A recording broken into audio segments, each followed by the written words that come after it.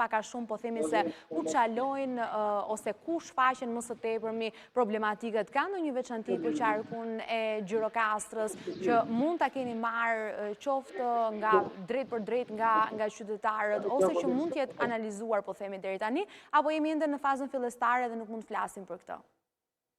Në fakt, mbledhja e Gjirokastrës sapo ka filluar dhe unë u shkëputa për të bërë këtë komunikim bashkë. Akoma nuk i kemi dëgjuar opinionet dhe idetë që do të ndajnë qytetarët e gjithë qarkut Gjirokastrës me ne,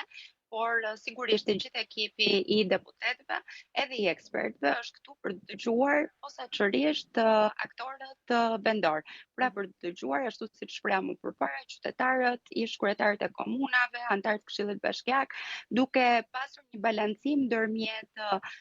pozitës edhe opozitës në të gjitha funksionet vendore që kanë pas ushtuar dhe që ushtrojnë aktualisht. Kështu që në përfundim pastaj të këtij takimi ne do të kemi edhe një pasqyrë më të qartë se cilat kanë qenë shërbimet dhe funksionet në të cilat reforma e 2015-s ka dhënë një efekt pozitiv dhe cilat janë ato për të cilat kërkohet akoma që të rishikohet edhe të riformatohen në mënyrë që në fund të ditës të kemi qeverisje vendore të cilat shkojnë tek qytetarët ndërmjet shërbimeve cilësore, funksionale, sipas drejtës së tyre për të marrë shërbime. Afatet që ju i përmendët pak më parë, zonja Bylykbashi, e bëjnë më të ngutshëm, po themi në një farë mënyrë procesin? Sigurisht që e bëjnë më të ngutshëm procesin, sepse afati është koriku i vitit 2026.